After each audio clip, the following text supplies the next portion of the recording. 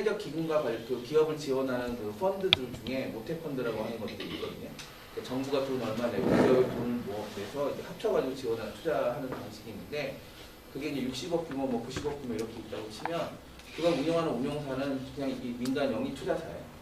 그럴 수밖에 없는 거예요. 할 수가 없으니까. 그러니까 결국은 뭐냐면 아무리 좋은 취지로 정책이나 내용을 만들더라도 그것들을 운영할 사람들이 영리기업에서 일했던 분들이 오실 수밖에 없고 그분들이 오시는 게 문제가 아니라 이쪽에 대한 이해가 없이 그걸 운영할 수밖에 없으니까 왜곡이 발생하고 목적과 다른 운영 방식이 생길 수밖에 없죠.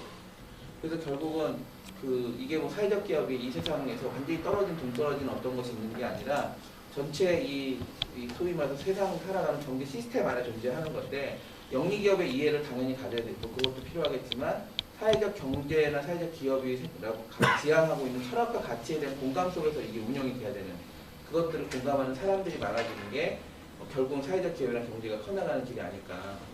그러니까 지금은 정책이 더 커요. 제가 느끼기에는 뭐 제 판단은 주관적일 수 있지만 실제로 그 안에서 일을 하는 사람들의 숫자에 비해서 정책은 훨씬 더 크게 펼쳐져 있다는 생각이 듭니다. 전 세계에서 사회적 경제 기본법이 만들어진 나라가 몇 개 없어요. 7개인가? 8개밖에 없어요. 근데 벌써 우리는 만들고 있잖아요. 우리나라 협동조합 역사가 1800년에 한 200년 넘잖아요. 기본법 만들어진 나라 몇 개 없어요. 근데 벌써 만들었잖아요. 하여튼 우리나라는 뭐든지 빨라요. 한번 이태리에서 사회적 협동조합 강의 들으셨죠? 그것도 사회적 협동조합도 91년에 이태리에서 처음 시작한 거 개념이에요. 200년 동안 얘기가 없다가 근데 우리 벌써 넣었어요, 개념을. 그러니까 정책은 계속 그렇게 확산이 되고 2012년 대선 때 박근혜 정부에서 대선 공약에 사회적 경제 공약이 없었어요.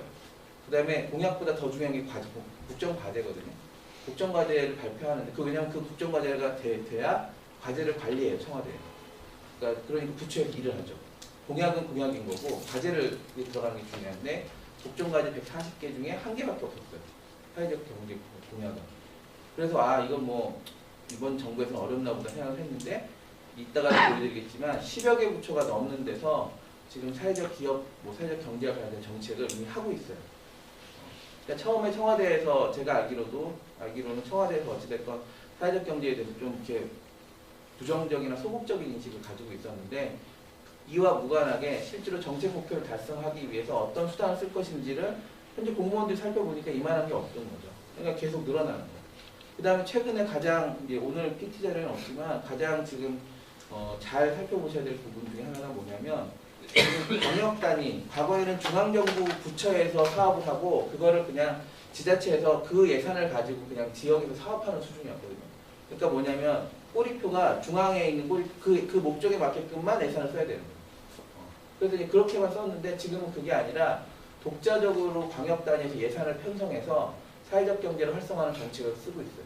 근데 예전만 해도 그렇게 하면서 나타나는 게 뭐냐면 각 광역 단위별로 지원센터가 생기는 거예요. 사회적 경제 지원센터. 서울도 여기 옆에 있잖아요. 서울이 처음에 생겼는데 최근에 보면 광주 이제 만들어지고 그다음에 경기도도 만들어지고 되게 크게. 그다음에 제주도 만들어지고요. 그다음에 강원도 만들고 있고 충남은